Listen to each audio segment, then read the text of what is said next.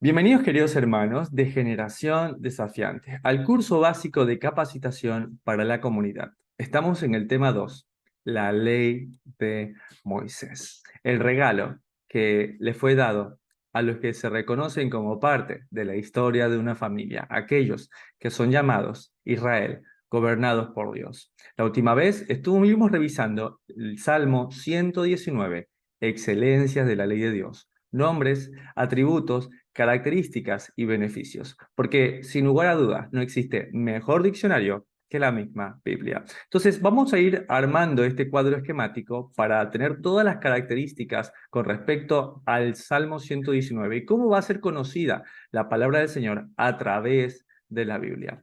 En el verso 1 entendimos que es llamada el camino o el camino de los perfectos. También es conocida como testimonios en el verso 2, mandamientos en el verso 4, estatutos en el verso 5. Y de aquí en adelante, cada vez que encontramos una nueva forma, como se fue agregando, pues lo vamos a empezar a colocar y así conocer cuáles son los nombres, atributos, características y beneficios de la ley de Dios. También es conocido como los justos juicios de Dios, también como la palabra de Dios en el verso 9, sus dichos o los dichos que provienen de su boca en el verso 11, las maravillas en el verso 18.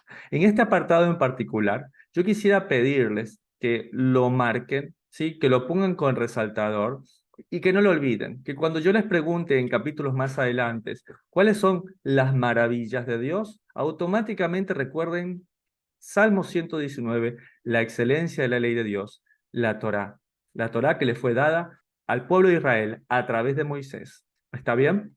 Mi delicia en el verso 24, mi consejera o la que da consejo en el verso 24 también, misericordia o gracia en el verso 29. Esto es importante que ustedes lo sepan, ya que la palabra misericordia justamente proviene de la raíz de la palabra gene, que significa gracia. Entonces, cuando leemos en el verso 29, en tu misericordia concédeme tu ley, es en tu gracia. En tu gracia concédeme tu ley. Wow, es maravilloso porque la ley y la gracia pues no son contrarios.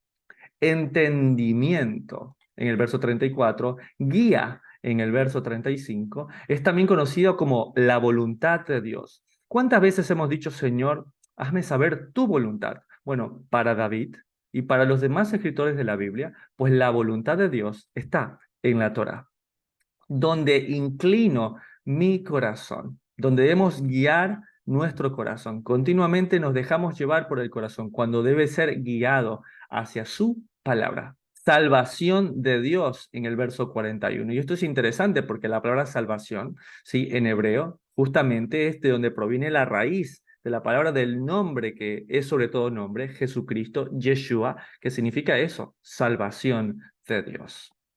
Digna de confianza es la palabra en el verso 42. Es eterna en el verso 44, a pesar de que se dice muchas veces que tiene un límite o que fue para un tiempo. David nos aclara que es eterna. También dice que da libertad en el verso 45. No avergüenza en el verso 46, y de hecho es de lo que cita también el apóstol Pablo cuando habla de que pues su palabra no avergüenza, no nos avergonzamos, en este caso de la Torá, no nos avergonzamos del Evangelio porque es poder de Dios, es lo que amos. David entiende que su amor está en el consejo de Dios, es la esperanza en lo cual él está esperando, es su consuelo en momentos de aflicción. Verso 50, son cánticos. ¿Qué es lo que canta David? Y justamente es eso que está en el verso 54 aclarado. La Torá, la ley, los mandamientos de Dios. De hecho, lo dice que lo canta aún a medianoche. Entonces, qué hermoso poder tener a través de Desafiante Records toda una lista del Salmo 119, como tantas otras de las canciones compuestas allí, con la letra que está escrita en los Salmos de David y solamente agregándole música, que les animo a que revisen. Bendiciones también. A veces queremos las bendiciones de Dios y no estamos entendiendo que esas bendiciones es el conocimiento que recibimos a través de su palabra. Lo que alabo a medianoche, lo acabamos de ver, es también lo que nos da la elección de nuestros amigos. En el verso 63 del Salmo 119 dice, soy amigo, y esa palabra amigo, esa palabra es haber, soy amigo, hago alianzas, ¿sí? Yo elijo los amigos que guardan tu palabra, que guardan tus testimonios. Entonces, ¿por qué no poner esa línea de decir de aquí en adelante, yo voy a elegir los amigos que vengan de ti, Señor? Y de hecho, luego de este estudio voy a compartirles también, ¿sí?, lo que es la amistad conforme a la Biblia. Es lo que nos da buen sentido y lo que nos da sabiduría. Vamos, por favor, a resaltar eso también el día de hoy. La sabiduría es uno de los nombres que tiene la Torá. De tu boca es lo que sale de la boca de Dios en el verso 72. Van a ver que por esa razón también se conoce a la Torá o a la palabra de Dios como besos de su boca. Es porque proviene de ahí y los labios están obviamente en la boca. Por esa razón es que también se le conoce como los besos de tu boca. Verso 72. Es mejor que el oro y la plata. Proviene de los cielos en el verso 89, ¿sí? Por eso también el apóstol Pablo cita que la Torá, que los mandamientos, que la ley del Señor, pues no es carnal, es espiritual, pero él es el carnal vendido al pecado. Pero la ley proviene de los cielos, no proviene de la tierra. Lo que nunca olvidaré. David enfatiza que en momentos de mucha angustia es lo que es parte de su meditación, los mandamientos de Dios. Más dulce que la miel, en el verso 103. Y esto tiene que ver con una práctica regular que se hace con los niños, que cuando se les enseña la Torá o los mandamientos, la palabra, en nuestro caso también el Evangelio, pues se le da de comer cosas dulces. En este caso era la miel. Entonces David recuerda que mientras aprende la Torá del Señor, pues se le da miel para que vaya asociando esta idea que me parece muy pedagógica también, pero él dice, la miel es dulce, pero tu palabra es más dulce que la miel que destila del panal. También dice que la Torá es la lámpara y la lumbrera, es decir, que la Torá es la luz. Cada vez que en la Biblia se habló de la luz, pues estamos hablando de la Torá, cuando en el principio está la luz. Pues eso es la Torá, eso es lo que vamos a ver el día de hoy también. Es el gozo de mi corazón, la alegría, lo que me da felicidad es tu palabra, Señor. Esa es la prosperidad que queremos, que seamos prosperados como prospera nuestra alma. Y nuestra alma puede prosperar porque está en su palabra. Es mi escudo y mi escondedero en el verso 114. Es donde nos refugiamos, en este mundo donde cada vez podemos ser más atacados. Es en la palabra donde nos sentimos seguros. Es lo que sustenta y lo que sostiene. ¿Cuántas veces hemos orado, Señor, susténtame? Señor, sosténme en este momento. Pues tenemos su Torá, sus mandamientos, sus instrucciones para ello. Es la pureza en el verso 140. Imagínense, lo que realmente trae pureza a nuestras vidas es la palabra, que es muy pura. Es la verdad en el verso 142, ¿sí? Es la verdad. Esa vamos a señalarla. Miren cómo va a ir de la mano con el camino del verso 1. Tiene los mismos colores. Es la verdad. Hoy en día que cada quien se cree dueño de la verdad, David dice que la Torá es la verdad. Es una justicia eterna en el 160. Es paz, mucha paz tienen los que andan conforme a tu ley. Entonces, paz, shalom, la palabra que entendemos que tiene que ver con restauración, tiene que ver con plenitud también, ¿sí? Con el verbo leshalem, de estar pleno, de estar completo, es para los que están en la ley del Señor. La vida, de hecho, también, mucha vida, lo que vivifica también hemos leído muchas veces, la vida que es sus mandamientos en el verso 175. Es mi ayuda en mi momento de dificultad. Y también es mi teshuvá a casa, como dice el verso 176. Yo andaba perdido, andaba como oveja descarriada y tus mandamientos han sido mi camino de regreso a casa. Esto aproximadamente, esto es lo que deberíamos tener todos nosotros y tendríamos que hacerlo luego, ¿sí? Tratar de que nos entre en una hoja y tenerlo todos claros. Y a medida que nosotros vayamos desarrollando los demás temas del curso, a medida que continúa nuestro estudio de la palabra, cuando nosotros encontremos estos atributos, estos nombres, características o beneficios de la ley del Señor, pues claramente entenderemos de lo que está hablando. Es justamente de la Torá. Y si alguien nos pregunta, ¿pero por qué sacamos esta conclusión? Pues el Salmo 119 es nuestro respaldo sin lugar a duda. Ahora, yo quiero que ustedes vayan pensando, ¿sí? Vamos a tratar de tomar uno de los puntos más llamativos que tiene todo este conglomerado de características, beneficios, nombres, atributos o beneficios de la Torá y empezarlo a relacionar con nuestro estudio. Empecemos con el verso 1. Dice que la Torá es el camino y en el rojo del 142 dijimos que era la verdad y la vida. De hecho, está escrito así. Salmo 119, características de la Torá. Es el perfecto camino, tu ley es la verdad y es la vida. Ahora, ¿qué les hace pensar o en quién piensan cuando dicen que es el camino, la verdad y la vida? Efectivamente, Juan 14, cuando habla acerca de las características de la Torah viviente, dice en el verso 6, yo soy el camino y la verdad y la vida. Entonces, si la Torah es el camino, la verdad y la vida, y Jesús, Yeshua, nos dice que Él es el camino, la verdad y la vida, ¿quién es la Torah? Yeshua. Yeshua es la Torá viviente, es la palabra de Dios. De hecho, cuando le preguntaron a él y le decían, Jesús, las palabras que tú dices, y él dice, mira, de mí nada viene. Todo lo que digo lo escucho o lo he escuchado decir de mi Padre, y todo lo que hago es justamente lo que mi Padre me dice que haga, me dice que haga. Ahora muchos podrían decir, ve hermano Lincoln, Jesús se desentendió de la Torá. Se desentendió natural porque Él es la verdad.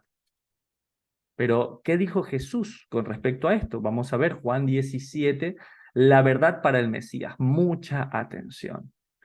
Verso 17, hablándole a sus discípulos. Santifícalos en tu verdad, tu palabra es verdad. Entonces Jesús está diciendo, tu palabra es verdad. Sí, Él es la Torah viviente, pero Él dice, tu palabra es verdad, lo que está escrito. Ahora, pensemos, ¿en el tiempo de Jesús estaban los evangelios? No. ¿En tiempo de Jesús estaban las cartas de Pablo? No. ¿En tiempo de Jesús estaba el Apocalipsis? ¿Qué era la palabra para Jesús?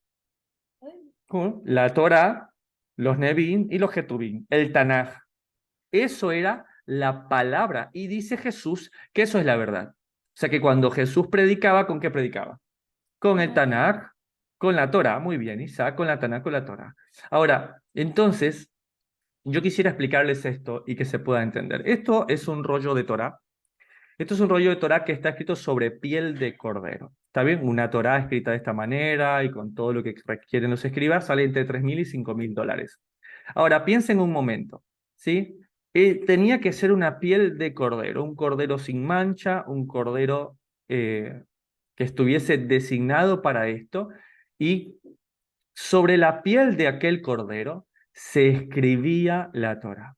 ¿A quién les recuerda que es el Cordero de Dios? ¿A quiénes de ustedes les recuerda aquel que sobre él se escribe la palabra de Dios? Exactamente, el Mesías. Entonces, el Mesías, cuando lo vemos a él, estamos viendo literal la Torá caminando. Y cuando hablas con él de su boca, lo que sale es la palabra de Dios, las delicias de Dios, los besos de su boca. Entonces, de la misma manera como se escribe sobre piel de cordero una Torá, de la misma manera se escribió sobre él todas las palabras del Padre. Por eso dijo, todo lo que digo viene de mi Padre. ¿Y cuál es el reto que tenemos nosotros? Lo mismo, que cuando los demás nos vean, pues vean la palabra de Dios en nosotros. Y cuando nos pregunten, pues, ¿qué estás haciendo hoy? No, estoy haciendo esto. ¿Y por qué? Porque lo dice la Biblia. ¿Y por qué hiciste esto? Porque lo dice la palabra. Que cuando me vean, que cuando nos vean, vean su palabra, que ahora se hace carne en nosotros. Fue lo que aprendimos, de hecho, en una de las primeras sesiones del curso básico, cuando Jesús nos dice, este mandamiento se hace nuevo en ustedes. Nuevo quiere decir porque en nosotros se afianza, porque por primera vez lo podemos cumplir de todo nuestro corazón. Maravilloso nuestro Mesías, que es la Torá hecha carne. Si volvemos a este cuadro del Salmo 119, excelencias de la ley de Dios, donde vimos los nombres, atributos, características y beneficios, me gustaría que ahora también analicemos la que dice el verso 66, cuando dice que la Torah es la que la sabiduría, justamente. Entonces vamos a reflexionar con respecto a ello. Si la Torah es la sabiduría, Pues, ¿desde cuándo existe la Torá? Esa es la pregunta que nos vamos a hacer hoy, porque bueno, hermano Lincoln ya dijimos que se puso por escrito en el año 1500, algunos dicen que en el 1440 antes de Cristo aproximadamente, y que se compila, bueno, 1000 años después, en el 440 antes de Cristo, en tiempo del Imperio Medo-Persia, con Esdras y Nehemías, es cuando se compila el resto, Nevín y Getubín, para formar el Tanaj. Pero vamos a leer la propia Biblia. Vamos a buscar el mismo diccionario de la Biblia para saber si la Torá es la sabiduría, desde cuándo existe la Torá. Y para ello, vamos a ir a Proverbios 8, que justamente se llama Excelencia y Eternidad de la Sabiduría. ¿Se parece a qué título? Al del Salmo 119, Excelencias de la ley de Dios. Entonces vean cómo Salmo 119 y Proverbios 8, de hecho, se parecen hasta en el título. Dice el verso 1, ¿no clama la sabiduría y da su voz la inteligencia? En las alturas junto al camino, a las encrucijadas de las veredas, se para. Si se para es porque tiene pies. Entonces aquí estamos viendo cómo está personificada la sabiduría. Está personificada, ¿sí?, la Torá. En el lugar de las puertas, a las entradas de la ciudad, a la entrada de las puertas da voces. Oh hombres, a vosotros clamo, dirijo mi voz a los hijos de los hombres. Y esto tiene que ver porque en las entradas de las puertas eran sitios que funcionaban, de hecho, como verdaderos tribunales para juzgar en la ciudad. Proverbios 8, excelencia y eternidad de la sabiduría. Entended, oh simples, discreción, y vosotros necios, entrad en cordura. Oíd, porque hablaré cosas excelentes y abriré mis labios para cosas rectas, porque mi boca hablará verdad y la impiedad abominan mis labios. Justas son todas las razones de mi boca, no hay en ellas cosa perversa ni torcida. Todas ellas son rectas al que entiende y razonables a los que han hallado sabiduría.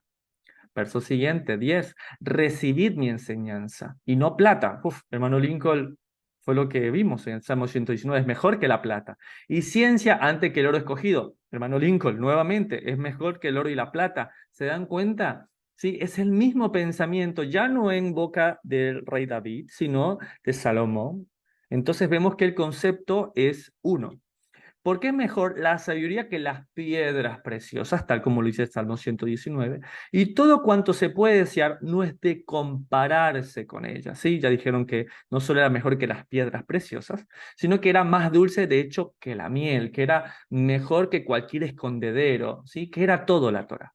Yo, la sabiduría, habito con la cordura y hallo la ciencia de los consejos. El Señor me poseía en el principio, dice más adelante, ¿sí? Ya de antiguo, antes de sus obras. Entonces aquí vemos que entonces la sabiduría, la Torá, si bien se pone por escrito en el 1440 antes de Cristo y se completa lo que sería el Tanaj en el 440, vemos que dice que el Señor ya la poseía desde el principio, antes de sus obras. O sea, antes de que fuese creada la tierra, pues ya estaba la Torá, ya estaba la sabiduría. Verso 23, por si queda duda, eternamente, ¿sí? Quiero que sepan que algo eterno es algo que no tiene fin. Tuve el principado desde el principio, antes de la tierra, lo que recién reflexionábamos. 24, antes de los abismos fui engendrada, antes que fuesen la fuente de las muchas aguas, antes que los montes fuesen formados, antes de los collados, de los montes, las montañas, ya había sido yo engendrada. O sea, mucho antes de la creación, ya estaba. Y dice que es eterna la excelencia y eternidad de la sabiduría. Proverbios 8, verso 26. No había aún hecho la tierra, ni los campos, ni el principio del polvo del mundo. Cuando formaba los cielos, allí estaba yo. Cuando trazaba el círculo sobre la faz del abismo, cuando afirmaba los cielos arriba, cuando afirmaba la fuente del abismo, cuando ponía al mar su estatuto para que las aguas no traspasen su mandamiento. Esto nos recuerda claramente al episodio cuando el Señor mandó a las aguas que se aquieten, porque justamente Él estaba allí. Cuando establecía los fundamentos de la tierra. Verso siguiente, 30. Con Él estaba yo ordenándolo todo y era su delicia de día en día. Ahí está, las delicias. Teniendo solaz, solaz es deleite. Teniendo, no, tenía deleite delante de él en todo tiempo. Mira cómo se deleita el Señor en la sabiduría, ¿sí? En la Torá de su boca, en la palabra, en el verbo que sale de su boca, que es la Torá, lo que proviene de su boca, y ahora ese verbo está hecho carne y habita entre nosotros. ¿Sí? Ahora este deleite, esta sabiduría que está delante del Señor, ahora tenemos la oportunidad de que esté delante de nosotros. Ahora la pregunta que tenemos que hacernos es, ¿qué vamos a hacer? Porque un pueblo ya decidió. En Deuteronomio capítulo 4, ¿sí? La sabiduría también se presenta. Dice en el verso 5, el Señor hablando, mirad, yo os he enseñado estatutos y decretos. Guardadlos pues y ponedlos por obra, porque esta es vuestra sabiduría. Allí está. Esta es vuestra sabiduría, la Torá, y vuestra inteligencia ante los ojos de los pueblos, los cuales oirán todos estos estatutos y dirán, ciertamente, pueblo sabio y entendido, nación grande es esta. ¿Sí? ¿Y ahora qué excusa tenemos nosotros? ¿Anhelemos ser sabios o no? Porque aquí dice que esta es vuestra sabiduría. Yo honestamente cuando empiezo a estudiar todo esto y llegué ineludiblemente a partes lo que tenía que ver con lo sanitario de la Torá de la Biblia y toda esta invención de los pozos para excretas fuera de la ciudad, algo que de hecho hasta 1700 no se hablaba. Y voy a compartirles también un estudio que tiene que ver con lo que la Torá habla sobre la salud como un mandamiento dentro de la Torá, que también les voy a compartir. Y des en cuenta cómo el Señor, ya desde aquí, instituido desde el 1500 a.C., pero desde antes el Señor venía dando estos consejos, donde las excretas tienen que ser fuera de los campamentos, porque si no te vas a enfermar. Y recién en el 1700 nosotros empezamos a ver los famosos aguas, donde la gente echaba sus excretas en medio de la ciudad. Vemos el crecimiento de ratas, vemos la peste bubónica, la peste negra que asoló todo lo que tiene que ver con Europa y diezmó la población porque no cumplían lo que decía la Torá, mientras que el pueblo de Judá era perseguido y acusado porque supuestamente ellos trajeron la peste, porque ellos cumplían el mandamiento de lavad vuestras manos en agua corriente, porque sabían el manejo de las excretas, porque es un mandamiento, la salud en la Torá. Ciertamente pueblo sabio y entendido, nación grande es esta. Anhelamos ser sabios, ¿o no? Entonces, ¿desde cuándo existe la Torá y hasta cuándo? Esa es la pregunta que nos habíamos hecho. ¿Sí? Proverbios 8:23 dice que eternamente tuve el principado desde el principio antes de la tierra. O sea que la Torá existe desde el principio. ¿Sí? Existe desde el principio. Y Salmo 119:89 dice, para siempre, oh Señor, permanece tu palabra en los cielos. O sea que está desde el principio hasta el fin. Es eterna su palabra. Pero, ¿qué piensa el hombre conforme al corazón del Señor con respecto a esto? Porque muchos van a decir, bueno, esto lo dice la Biblia, pero yo voy a decir otra cosa. El día de hoy vamos a escuchar al rey David, ¿sí? Y vamos a leer lo que él piensa acerca de la Torá. En el verso 44 dice, guardaré tu ley siempre.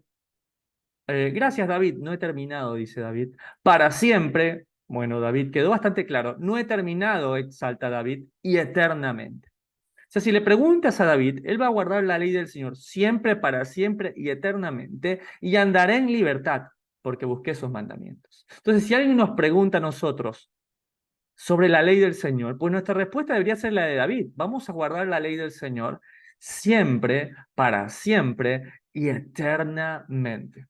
¿Te imaginas al rey David invitado a un culto cristiano regular hablando así de la ley del Señor? ¿Sí? Lo echan, lo echan. Pero hermano Lincoln, esto es porque David y Salomón, bueno, lo hicieron y bueno, confiaban. Todos estamos en el mismo lugar de poder optar por los mandamientos del Señor. Entonces, su Torá es eterna, ¿sí? Eso es un concepto que tiene que quedarnos. La Torá es eterna.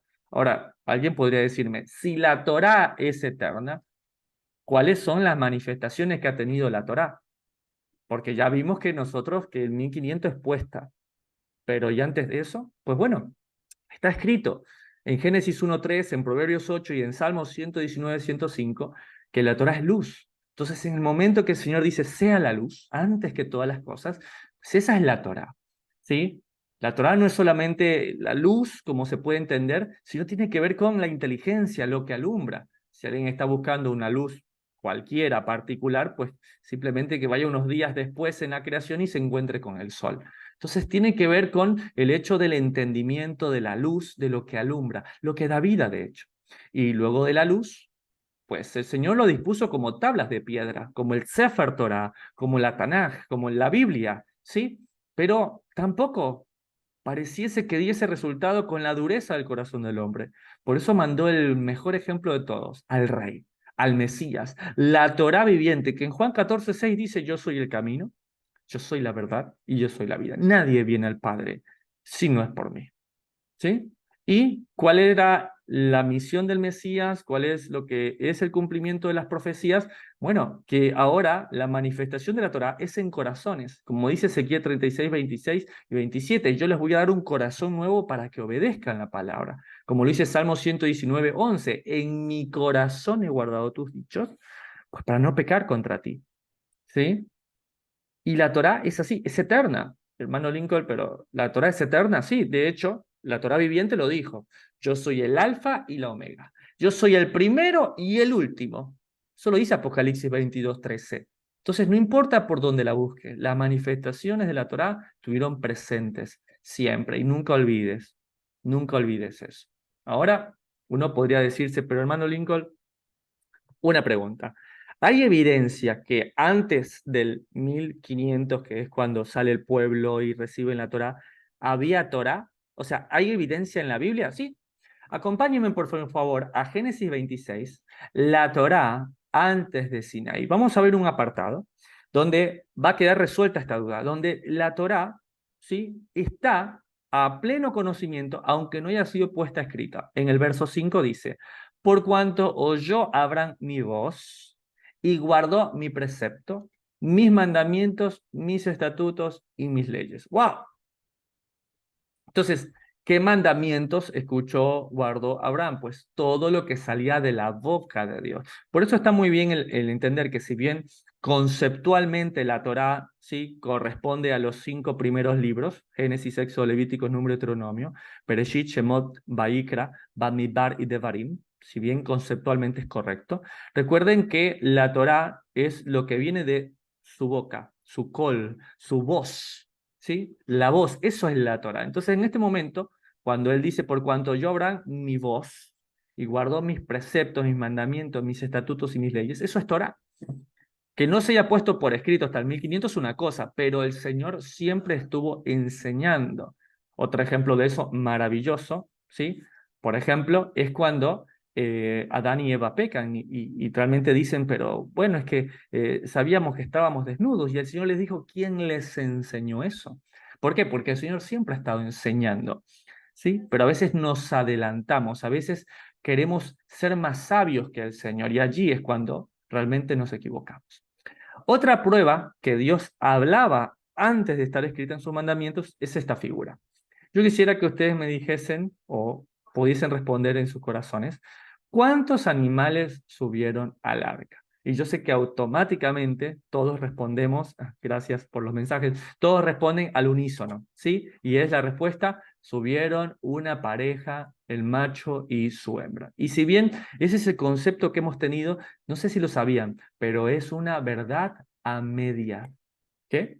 No, hermano Lincoln, es bastante sencillo. Subieron una pareja, el macho y su hembra. Sí, pero fue una verdad a media. Si toda verdad a media es mentira. No subió solamente un par, sino 7 pares de otros tipos de animales. Vamos a ir juntos a Génesis 7, donde está el apartado de leyes alimentarias. Así que presten mucha atención. Verso 2.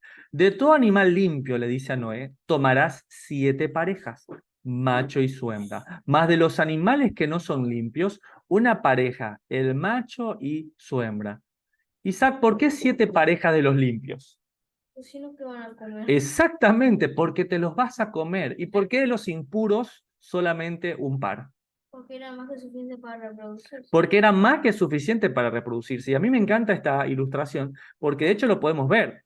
podemos ver, por ejemplo, que todo lo que tiene que ver con las ovejas, las cabras, pues bueno, vean ustedes que hay más de una pareja. Y sí, Miren los ciervos acá, aquí pueden ver los cuernos, acá hay uno, acá hay dos, acá hay tres, acá hay cuatro, ¿miren? ¿Ven? ¿Se dan cuenta? Igualmente podemos ver de los ciervos, vean ustedes, aquí los reptiles llegan de a pares, vean ustedes exactamente los conejos que también pues el Señor los consideró más que impuros como animales no aptos para comerse, y eso lo vamos a estudiar más adelante.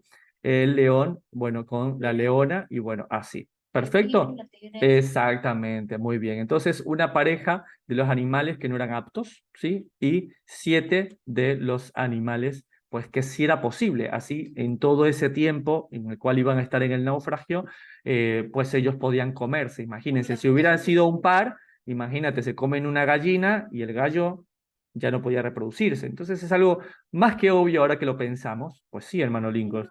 ¿Sí? Yo escuché que estaban más de un mes ahí. Claro que sí. Y, Permanecieron más de 3 meses. pero ahí los jueces se reproducían, ahí tenían más alimento, ¿verdad? Claro, pero igual 7 pares es más que suficiente de varios animales que se pueden comer para, como para alimentar una familia. ¿Sí? Perfecto. Queda claro entonces que de todo animal apto para comer, pues el mandamiento son 7 parejas, macho y su hembra, pero los animales que no son aptos para comer, pues par. solamente un par, macho y su hembra. Y eso lo aprendió, pues el Señor fue quien se lo explicó. Ahora, qué maravilla la Torá. ¿Sí? Todo esto es maravilloso, hermano Lincoln, qué linda clase, me ha encantado aprender y poder compartir esto, pero ¿cuál es el propósito de ella? ¿Sí? Salvación. Entonces la pregunta que les voy a hacer es, ¿la Torá salva? ¿Realmente salva la Torá? Si la respuesta es sí, a ver cuántos dicen que la Torá salva. Listo, perfecto. Ustedes dicen la Torá salva. Si la Torá salva, si la respuesta es sí, ¿para qué vino Jesús? Ya está, si está escrito, ¿qué necesidad tenemos de que Jesús haya venido? Ahora, los que dicen no, sí, sí, la respuesta es no, la Torá no salva. ¿Y para qué la guardo? ¿Para qué guardar Torá? Si Jesús es el quien me da salvación, pues entonces simplemente la guardo. Y para ello, para salir de esta duda, quiero presentarles una fotografía mía junto a toda mi familia, y seguramente más de uno puede sentirse identificado. Es una fotografía que representa bastante bien nuestra vida antes del Mesías. ¿Sí? Ahí estamos nosotros, ¿ok? Estamos muertos en nuestros delitos y pecados. Estamos muertos en nuestros propios deseos, en nuestras vanas pasiones. Somos simplemente esqueletos. Polvo. Estamos muertos, somos polvo, como dice mi hijo. Esta es una foto que más de uno, si está aquí y se siente honesto, puede decir, ese fui yo antes de conocer a mi Salvador. Y de hecho, esto no es una invención mía, ni una ilustración mía, sino que está escrito en la palabra. Ezequiel capítulo 37 habla del valle de los huesos secos en referencia a nosotros. Dice en el verso 1, la mano del Señor vino sobre mí y me llevó en el espíritu del Señor y me puso en un medio de un valle que estaba lleno de huesos y me hizo pasar cerca de ellos y eran muchísimos y por cierto secos en gran manera. Y me dijo, hijo de hombre, ¿vivirán estos huesos? Y dije, Señor, tú lo sabes. Y me dijo entonces, profetiza y dile, huesos secos, oíd palabra. Así ha dicho el Señor a estos huesos. Y aquí yo hago entrar en espíritu en vosotros y viviréis. Entonces, eso éramos nosotros, huesos secos, pero el Señor juntamente con Cristo nos resucitó, nos ha dado vida juntamente con Él. Entonces, Él ha soplado en su espíritu en nosotros y ha cambiado el espíritu de Dios, cambia nuestras vidas. Estas pues estaban muertas ahí y resucitaron. Exactamente. Esto que está viendo como una visión Ezequiel 37 alegórica, es una visión profética de lo que va a pasar con una población que es tenida por muerta, tenida por desaparecidos, tenidos por perdidos, tenidos por ya ni siquiera te molestes por ello. De hecho, en tiempos del Mesías, cuando el Mesías hablaba acerca de su misión que entendimos en Mateo 15:24, yo he venido por las ovejas perdidas de la casa de Israel, pues era algo no solamente objeto de burla, sino que era algo prácticamente pues imposible, porque se los consideraba huesos secos, muertos, perdidos y extraviados. Y de hecho hoy en día, si tú le hablas a la casa de Judá, algún rabino, algún estudioso de la Torá en Medio Oriente, y te habla de que nosotros podemos ser esos huesos secos, esas ovejas que están perdidas, pues realmente no tenemos ni importancia. Para nosotros, para ellos somos gentiles, goín, pueblos, naciones, extranjeros y no hijos de Abraham y herederos conforme a esa promesa. La pregunta que tenemos que hacer es, ¿el Señor realmente está en nosotros? ¿Su Espíritu sopló en nosotros? Y para eso no tenemos que andar haciendo una confesión positiva, sino viendo si nuestra fe por nuestras obras realmente puede hacerse visible, como lo dijo el discípulo del Señor, Santiago. Ezequiel 36, el Espíritu de Dios, nos va a mostrar cómo saber si una persona realmente fue llena del Espíritu y si realmente sopló sobre él. Dice en el verso 26, os daré corazón nuevo y pondré espíritu nuevo dentro de vosotros. Hermano Lincoln, yo quiero eso. Yo quiero un corazón nuevo y quiero espíritu del Señor dentro de mí. Y quitaré de vuestra carne el corazón de piedra y daré un corazón de carne. Hermano Lincoln, eso es lo que anhelo con todo mi corazón. ¿Cómo lo sé? Y pondré dentro de vosotros mi espíritu y haré que andéis en mis estatutos, que guardéis mis preceptos y los pongáis por obra. El famoso AGP, ¿sí? Ese es el AGP. Entonces, más que andar haciendo confesiones positivas, más que andar diciendo lo que vamos a estudiar después como manifestaciones del Espíritu Santo, como la marca de Efraín, yo quisiera que veamos lo que dice la Biblia.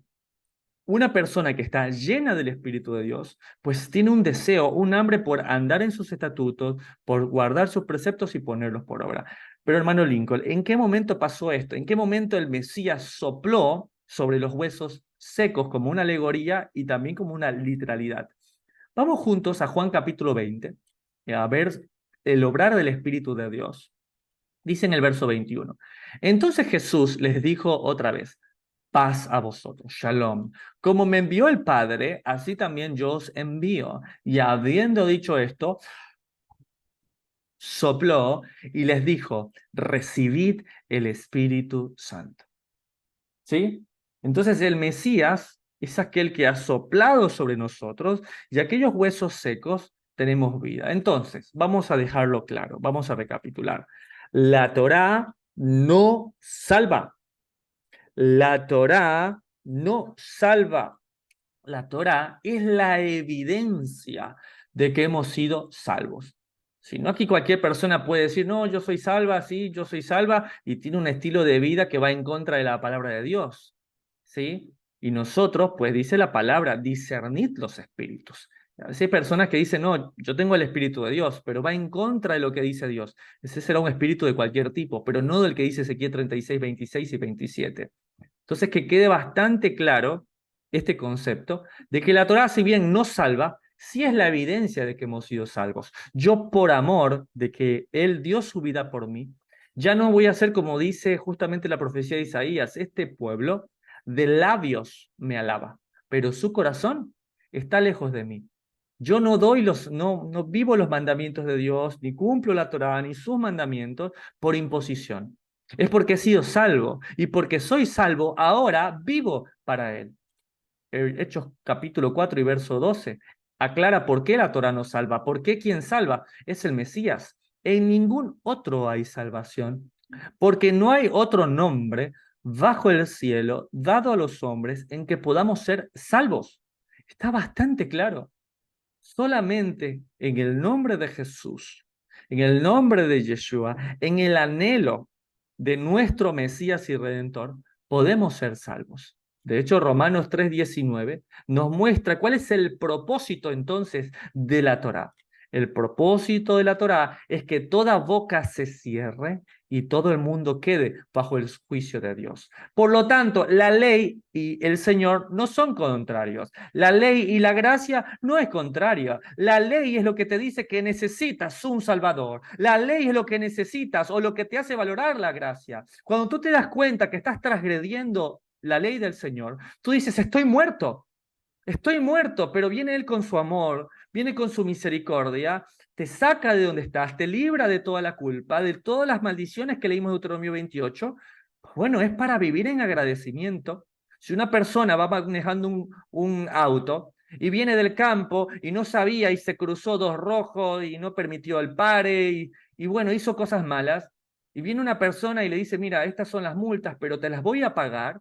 uno en agradecimiento dice, ¿sabes qué? No solamente gracias por pagarme las multas, sino que no vuelvo a hacer las cosas mal. Si la ley es espiritual, si la ley proviene de los cielos, si nada de lo que hace Dios es imperfecto, ¿por qué decir que la ley tiene un fin cuando Proverbios 8 ya lo dice? Y como dice el Salmo 119, para siempre, Señor, está tu palabra en los cielos.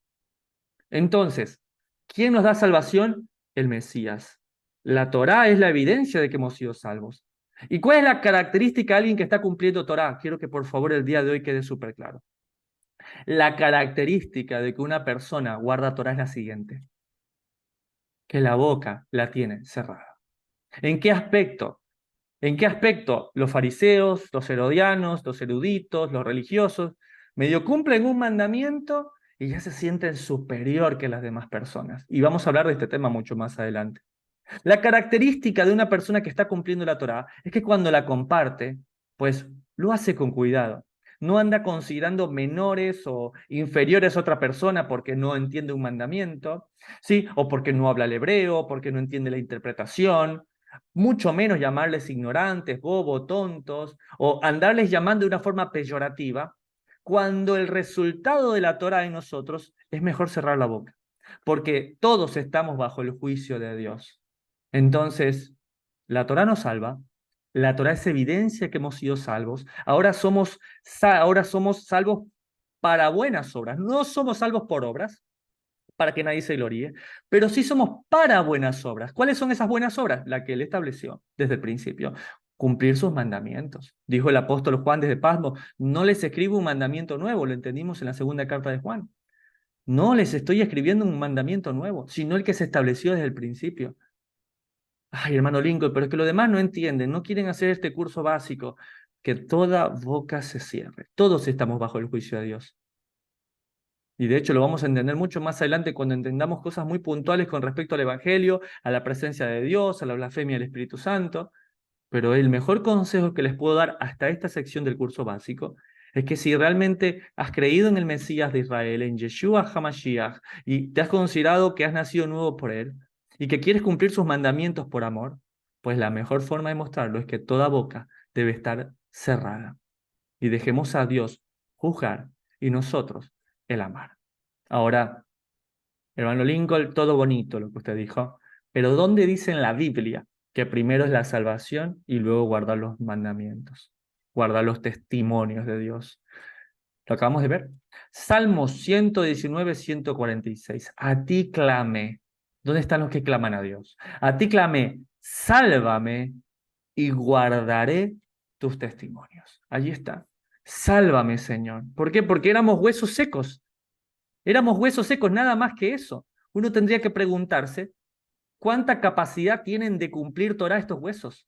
¿Cuánta capacidad tienen para estudiar, para obrar estos huesos? Están muertos, están secos. Primero tienen que ser salvados y luego, una vez que tienen vida, pues van a guardar sus testimonios. La Torah, no lo olviden, es la evidencia o el fruto de que he sido salvo. La Torah son vidas cambiadas. Eso es salvación, una persona que cambió todo en su vida y no simplemente una declaración oral, porque recuerden, la fe que no cambia tu vida no puede salvar tu alma. Si toda la vida viviste una fe y practicaste esto y tu vida no cambió, si no fuiste desafiado constantemente a mejorar, si no es un constante de Señor, siento que cada vez que entre más aprendo, más necesito.